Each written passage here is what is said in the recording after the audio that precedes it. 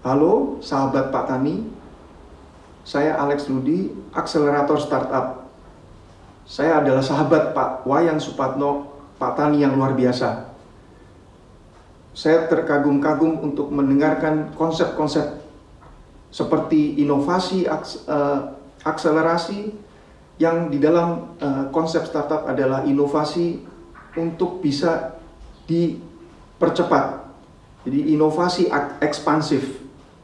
Yang kedua adalah pemikiran beliau mengenai disruptif melawan incremental. Jadi suatu perubahan yang disruptif sangat cepat dan istilahnya baru, bukan hanya pemikiran yang sifatnya perlahan-lahan dan organik. Itu adalah suatu pemikiran yang luar biasa. Yang ketiga adalah beliau memiliki suatu karakter alamiah dalam pembentukan sebuah bisnis baru yang kita sebut adalah venture builder. Tentunya Anda mengetahui bahwa venture builder itu berbeda dengan sebuah venture capital. Jadi di dalam venture builder, beliau membentuk tim, memberikan metode, prosedur atau standard operation prosedur, kemudian juga memonitornya sampai tim startup ini berhasil nantinya di market validasi. Jadi konsep seperti ini masih cukup jarang di Indonesia, dan mungkin ini bisa menjadi salah satu alternatif atau contoh-contoh yang nantinya bisa membuat startup-startup Indonesia menjadi startup-startup yang makin berhasil dan tidak gagal, dan bahkan menjadi unicorn-unicorn baru. Hai sahabat Pak Tani, selamat datang di channel YouTube Pak Tani Bangkit. Sungguh saya senang sekali pada siang hari ini kehadiran tamu seorang seanggap patut saya apresiasi karena begitu semangatnya mengajak anak muda untuk inovatif dan menjadi pengusaha. Namanya Pak Alex. Ya, terima kasih Pak Wayan Supatno, Pak Tani yang luar biasa. Senang sekali saya berada di sini. Saya ingin menanyakan justru ke Pak Wayan, istilah tadi inovatif dan juga ada satu adalah ekspansif. Itu menarik Pak. Itu memang adalah nilai dalam startup, yaitu istilahnya scalability. Ya. Untuk bisa. Mungkin Bapak bisa ceritakan kenapa Bapak punya konsep seperti itu. Begini Pak Alex, ya saya sekalipun Pak Alex mungkin di Italia udah puluhan tahun, keliling dunia berbagai negara untuk mendongkrak anak-anak muda supaya menjadi insan mandiri. Mungkin formulasi langkah-langkah kehidupan saya berbeda. Mungkin bedanya juga tidak terlalu hebat sesungguhnya. Tapi cita-cita saya membuat saya harus berbeda. Ketika saya dulu jadi perwira militer pangkat Letnan 2 tidak punya apapun, karena orang tua saya waktu itu terang, mertua saya juga perlu disupport tiap bulan, sehingga saya harus berbuat beda supaya hasilnya berbeda, harus aneh supaya noleh. Tanpa teleneh orang tidak akan noleh. Tapi itu dalam seorang profesor startup mengatakan Pak, bahwa hanya orang gila yang mampu membuat suatu ide-ide yang luar biasa. Ya. Apakah Bapak gila dalam hal ini? Ya silakan. Dan itu memang kalimat-kalimat seperti itu, predikat gila ke saya itu bukan sekali dua kali Pak Alex. Saya nggak masalah buat saya. Yang penting endingnya adalah positif. Nah, dicap gila itu biasa buat saya. Karena apa? Ketika saya pangkat Letnan 2 tahun 95, saya utang Pemkopa 700.000, 400.000 untuk beli Vespa, 200.000 untuk amplop dokter spesialis, dokter Objin, dokter Silitonga, 100.000 untuk modal. Bayangin, utang Pemkopa 100.000, mulai hari itu saya komit salaman sama Nyonya, saya nggak minta gaji selamanya. Tapi setelah itu saya 6 tahun punya cita-cita, punya deposito 6M, keturutan 6,7M. Kali ini tidak saya buat strategi memacu percepatan, tidak bisa. Ya, sehingga saya harus belajar. Saya pahami, saya praktekkan.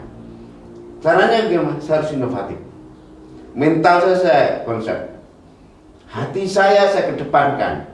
Pikiran saya selalu saya akrab dengan orang-orang inovasi. Tanpa itu nggak bisa. Memacu percepatan itulah harus dengan inovasi dan ekspansi. Nah, mungkin bisa dijelaskan lebih detail Pak, apa istilah ekspansi? Karena Jadi gini Pak ya, terutama di pertanian memang yang konkretnya Bapak, begini Pak, konkret aja supaya ini nggak bahasa literatur sekali ya. ya, Katakanlah kita punya sawah atau tanah lahan di Jawa hanya setengah hektar.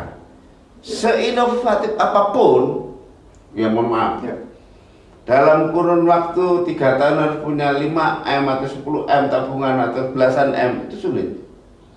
ya, Setengah hektar itu kalau di Pulau Jawa ekivalen dengan 1 miliar. ya, Tapi kalau sama-sama inovatif, anggaran yang sama saya pindahkan ke Kalimantan, Bangkalan pun contohnya, saya berkali lipatnya ketika panen. Nah, sekejap saja saya bisa beli Mercy dan Rubicon. itu scalability dalam. Iya, konsep saya Menarik seperti itu sekali, Pak. Jadi Pas. kita harus inovatif dan ekspansif seketika. Nah, konsep kita ke sana. Jadi harus paralel, nggak bisa hanya satu ruas berhenti, nggak bisa, harus 2 ruas. Ya. Jadi bertahap, bertingkat dan berlanjut itu penting. Tanpa itu nggak bisa. Kita hanya inovatif, tapi jalan di tempat salah. Kita akan dibelenggu, ditengkerami oleh inovasi itu sendiri di titik itu. Saya tidak mau. Dan itu banyak contohnya, mohon maaf. Ya. Contoh konkret, orang punya ide, hanya ide doang, diem aja. Orang punya inovasi, diem aja, taruh di lemari. Saya enggak. Ide, inovasi, saya praktekkan, good, ledakan. Dan itu seperti dengan apa yang terjadi di Swiss yang disebut Innovation Lab, Pak. Jadi Bapak memang tidak pernah melihat di sana sistemnya, tapi Bapak telah mempraktekkan hal itu di sini. Luar biasa, Pak. Jadi begini Pak Alek, konkretnya, saya startnya dengan 100.000. Iya. Tapi saya punya cita-cita kurun waktu 5 tahun harus punya tabungan 6M. Ya. Ini kan logikanya tidak masuk akal. Margin profit berapa aja dari 100.000 tidak akan sampai. Setuju. Nah, begitu juga pasca bangkrut 2008 saya bangkrut nol, tidak punya apapun. Ya, karena dilikuidasi oleh perbankan. Nol. 2009 saya nol. Tapi hari ini ya berkat kemurahan Tuhan ratusan miliar dalam kurun waktu 12 tahun. Ini kalau saya tidak melalui pendekatan inovasi yang ekspansif, tidak bisa. Ya. Kalau saya jalan di tempat, tetap saya tekuni padi saya 21 hektar yang sewa itu, nggak bakalan. Saya harus ekspansif, harus meledak.